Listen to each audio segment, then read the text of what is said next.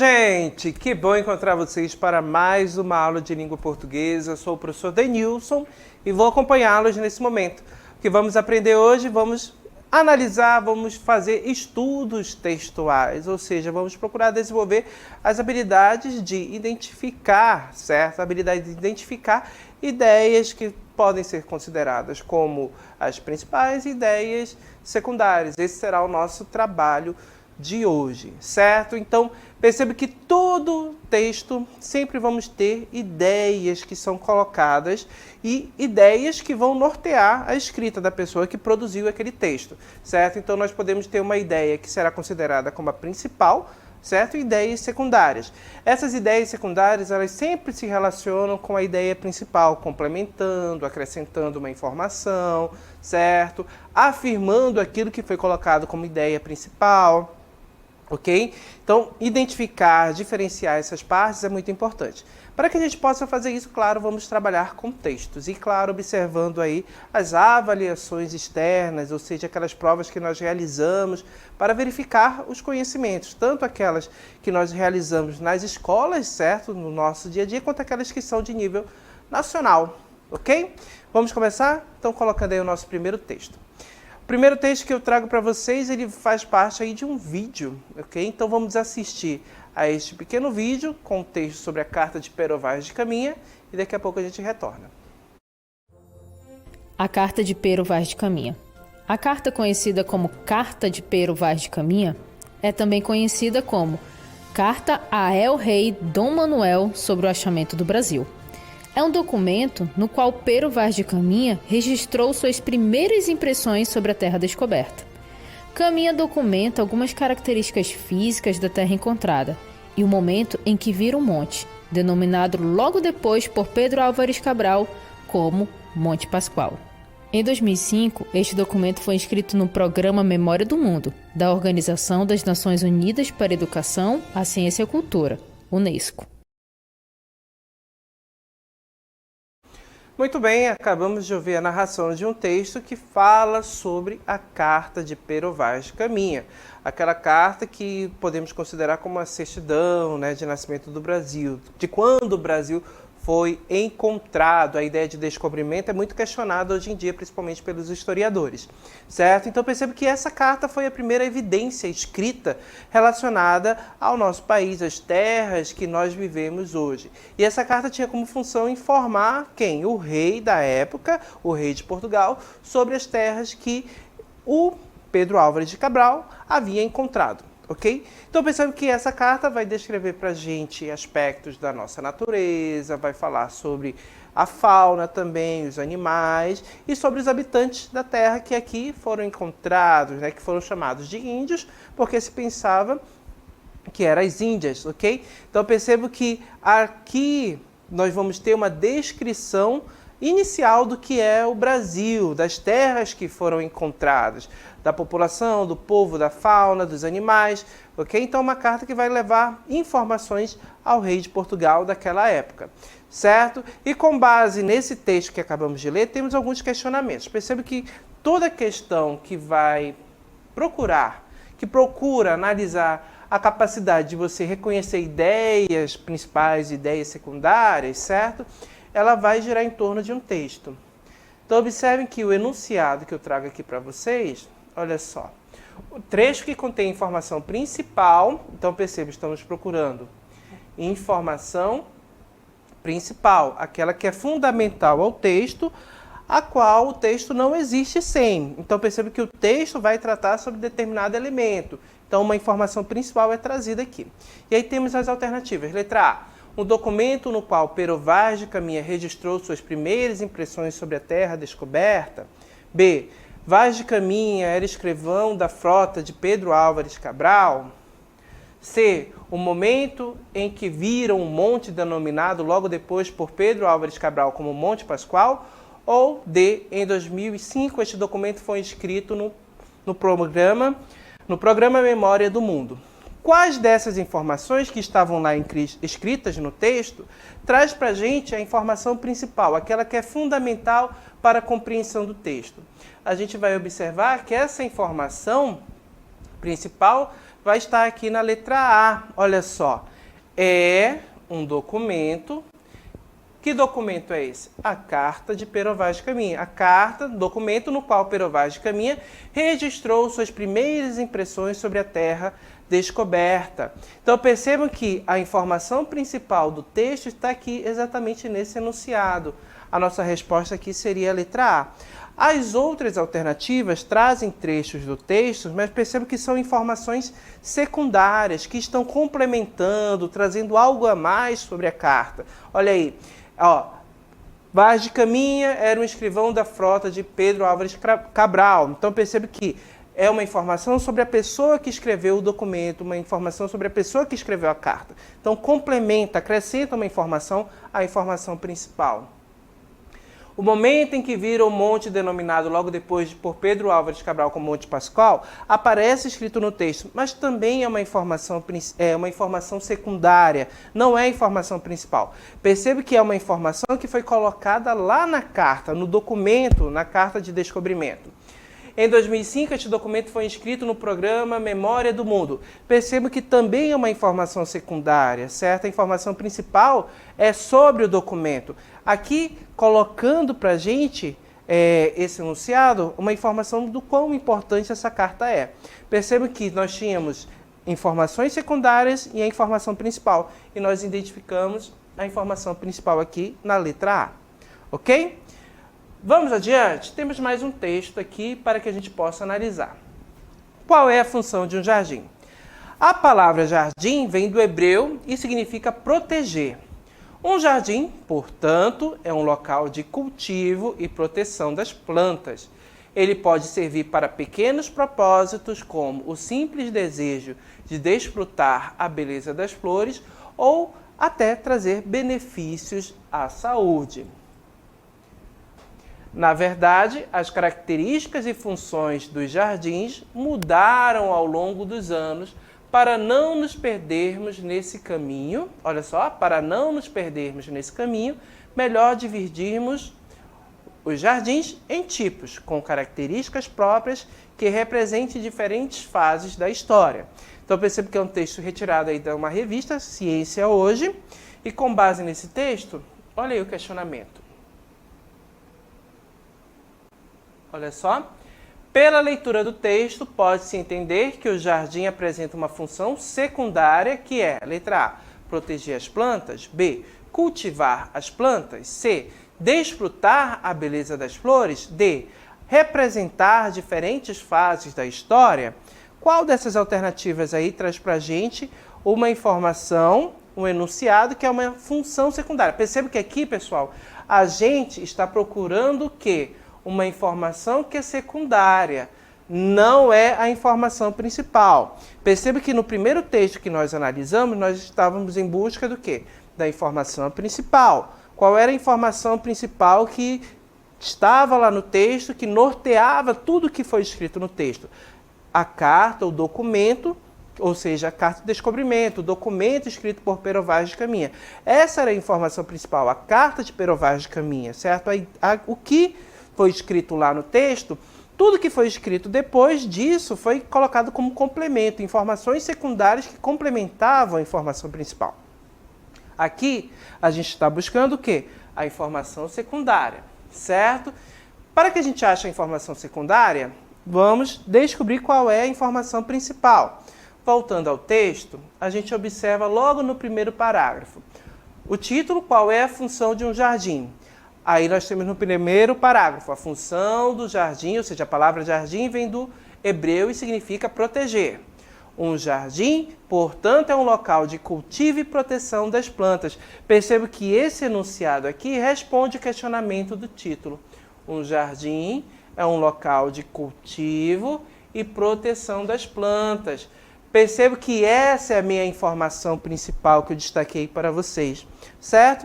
Já sei que essa é a minha informação principal, então as que vierem depois sobre o jardim vão ser informações secundárias, certo? E qual informação secundária aparece aqui nas alternativas? Olha só. Letra A, proteger as plantas. B, cultivar as plantas. C, desfrutar a beleza das flores. Ou letra D, representar diferentes fases da história. Perceba que relacionado à informação principal do jardim, a gente já sabe que a letra A, proteger as plantas, faz parte da informação principal. Cultivar as plantas também. C, desfrutar a beleza das flores, isso aqui vai ser uma informação secundária. A alternativa correta aqui é a letra C. E quando a gente confere lá no parágrafo mais uma vez, olha só, logo após a informação principal, o enunciado que a gente identificou, ele pode servir para pequenos propósitos, olha só, pequenos propósitos, já é a ideia de secundário, como simples desejo de desfrutar a beleza das flores ou até trazer benefícios à saúde. Ó, desejo de desfrutar a beleza das flores, perceba que é pequeno propósito, não é o propósito principal, ok? E isso confirma a nossa resposta alternativa C, desfrutar a beleza das flores. A D poderia ser, perceba que aqui a letra D, ela vai se referir ao segundo parágrafo. Olha só, na verdade as características e funções dos jardins mudaram ao longo dos anos. Olha só, para não nos perdermos nesse caminho, perceba que isso daqui foi uma organização que o autor fez em relação ao texto para organizá-lo por períodos, certo? Então a gente não vai ter aqui algo relacionado diretamente à função do jardim, que é a informação principal, certo? Então a gente tem aqui como resposta letra C, ok? Vamos a mais um texto? História em esmolas, que título até interessante. Vamos ler juntos. Quando aqui chegaram os portugueses, olha aí, mais uma vez se relacionando à história do Brasil. Quando aqui chegaram, os portugueses traziam bugigangas para oferecer aos índios. Desde então, a história do Brasil é uma história de esmola dos poderosos para os humildes.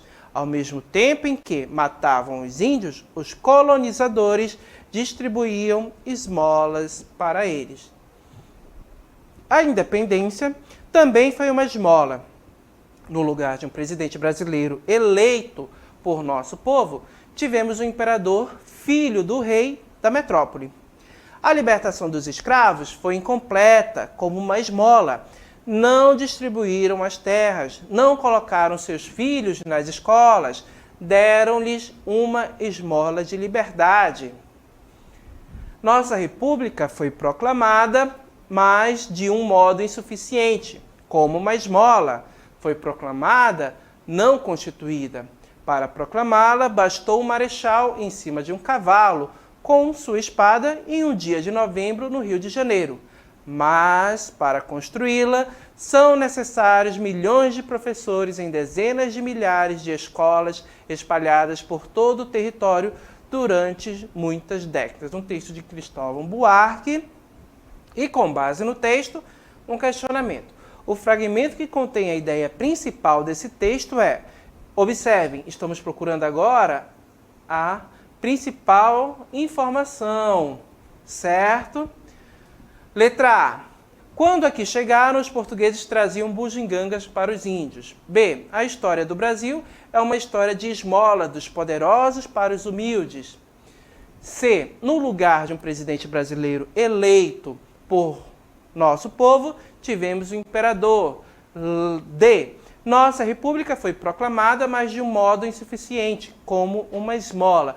Pessoal, qual dessas alternativas traz um trecho que traz a informação principal desse texto? Você já observou que ele aparece exatamente aqui na letra B. A história do Brasil é uma história de esmola dos poderosos para os humildes. A resposta correta, a informação principal do texto, está aqui.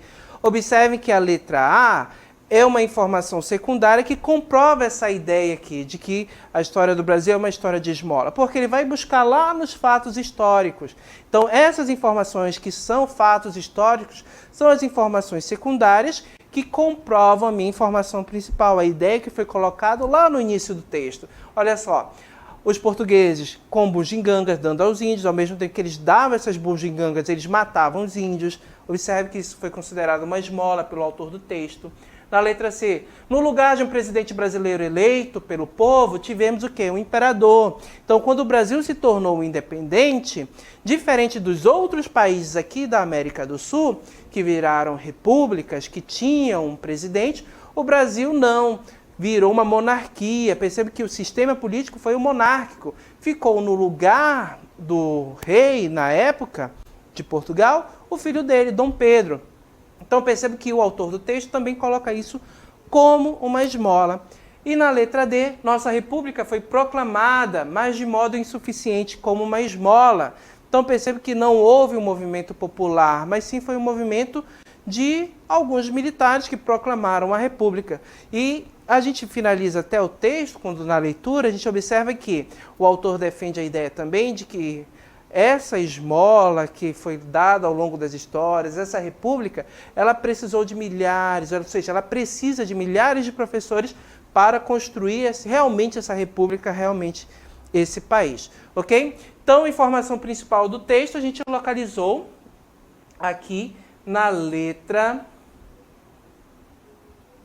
Opa, rapidinho, gente. Na letra B, falha técnica acontece. A gente vê por aqui. Mas não atrapalha a nossa aula, tá bom? Então, já que analisamos 3 textos, identificamos as ideias principais, ou seja, as informações principais e as informações secundárias, é hora de vocês praticarem. Vamos ao nosso exercício.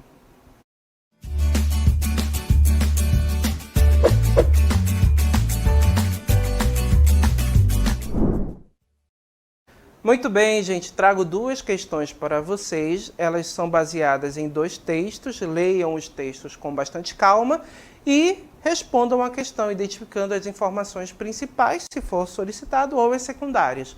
Tá bom? Bom exercício a todos e até daqui a pouco.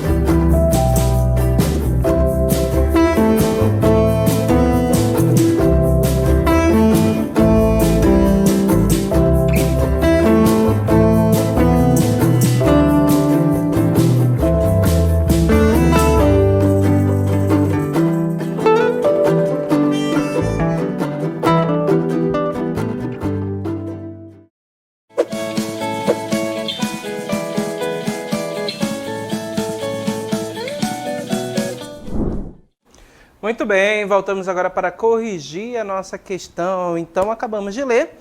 Vamos ler mais uma vez para que a gente possa confirmar a resposta realmente. Então, colocando aí o nosso texto, nós temos a questão 1, a sombra do meio-dia. Então, observem que no texto nós vamos ter: A Sombra do Meio-Dia é um belo título de um romance lançado recentemente, de autoria do diplomata Sérgio Danesi. O livro trata da glória efêmera e da desgraça duradoura de um ghostwriter, ou redator fantasma, aquele que escreve discursos para outros. A glória do ghostwriter de Danesi adveio do dinheiro e da ascensão profissional e social que lhe proporcionaram os serviços prestados ao patrão, um ricaço feito senador e ministro, ilimitado nas ambições, ilimitado nos escrúpulos, como sonhem ser as figuras de sua laia. A desgraça da sufocação de seu talento literário ou daquilo que gostaria que fosse talento literário posto a serviço de outrem, e ainda mais um outrem como aquele. As exigências do patrão aos poucos tornam-se acachapantes, ou seja, não podem ser evitadas, têm que ser realizadas. Essa palavra significa isso, tá? Não são apenas discursos que ele encomenda, é uma carta de amor a uma bela que deseja como amante, ou um conto com que acrescentar as delícias do dinheiro e do poder, a glória literária. Nosso escritor de aluguel vai se exaurindo. É a própria personalidade que lhe vai sendo sugada pelo insaciável senhorio. Na forma de palavras, frases e parágrafos, é a alma que põe em continuada venda. Então, observem que o nosso texto trata de uma obra literária, ok? E com base no texto, nós temos o questionamento. O fragmento que contém a informação principal do texto é, então, qual o fragmento, ou seja, aquele trecho retirado do texto, traz para a gente a informação principal. A gente quer a informação principal aqui, gente, não é a secundária, tá? A informação principal é aquela que serve de base para o texto, se escreve sobre ela, ok? Então, vamos observar as alternativas. Letra A. A Sombra do Meio-Dia, diplomata Sérgio Danesi. B. O livro trata da glória efêmera e da desgraça duradoura de um ghostwriter. C. Não são apenas discursos que ele encomenda. D. Nosso escritor de aluguel vai se exaurindo. Então, quando a gente lê o texto e observa bem, o texto trata sobre uma obra literária, sobre um livro, certo? E qual alternativa traz essa ideia? Exatamente aqui a letra B. Olha só, o livro trata da glória efêmera e da desgraça duradoura de um ghostwriter. Então percebe que o nosso texto é uma resenha, ou seja, um texto que é produzido, que é escrito para avaliar, para dar uma opinião sobre determinada obra artística ou literária. Observem que esse texto vai trazer o quê? Críticas, vai fazer um breve resumo do que é a obra, vai trazer críticas que podem ser positivas ou negativas e muitas vezes faz um convite para que a pessoa que leu aquela resenha conheça a obra original, certo? Então, a alternativa correta aqui, letra B. As outras alternativas são informações secundárias relacionadas ao texto, ou seja, a informação principal. Na sequência, olha só confirmando aqui a resposta, já comentamos, vamos para a questão 2. Com Patativa do Assaré, surge no horizonte de nossas letras um poeta popular que dá voz ao clamor do povo. Alguém que, ao representar as figuras sociais do camponês, do agregado sem terra, do vaqueiro, do caçador ou ainda do mendigo, da prostituta, do menino de rua, realiza sociológica e esteticamente algo muito diverso daquilo que acontece quando os poetas de outra extração social vêm falar dessas mesmas personagens. No caso do poeta do Assaré, podemos constatar com muita clareza a existência de uma empatia e identificação radicais, resultado, em última análise, da experiência de partilhar o poeta com seus personagens de uma mesma comunidade de destino. Então perceba que o nosso texto está falando sobre um poeta, certo? Traz informações, ideias sobre um poeta. Com base nisso, qual a ideia central? Olha só, ideia central, informação principal, ok? Qual dessas alternativas traz essa ideia central, essa informação principal relacionada ao nosso texto, sobre o que o texto falou? Letra A sociologia é a atividade principal do poeta popular? B, o poeta popular ignora as raízes de seus personagens? C, o poeta popular se identifica com seus personagens? D, a pesquisa da cultura popular é feita pelo camponês? Gente, a alternativa correta é a letra C. O poeta popular se identifica com os seus personagens. Observe que o nosso personagem, Patativa do Assaré, ele vai se identificar com esses personagens, ou seja, ele tem uma afinidade muito grande. Perceba que é aquele que vai compreender realmente, tem empatia, certo? Diferente de outros escritores. Então perceba que o nosso texto vai tratar exatamente dessa ideia, dessa identificação do autor com os personagens, dessa sensibilidade que ele tem ao abordar, ao trazer esses personagens nos seus textos. Ok? Então, alternativa correta, letra C, confirmando a nossa resposta aqui no gabarito, certo? Já fizemos o comentário. Então, percebo que o texto, ele sempre vai trazer aí uma informação, uma ideia principal, que irá servir de base, certo? Ao que for tratado lá. Identificar essa ideia é importante. Você saber diferenciar a principal da secundária também, e foi exatamente isso que nós trabalhamos hoje durante a nossa aula. Ok? Agradeço a participação de todos e espero encontrá-los em breve, gente. Até lá. Tchau!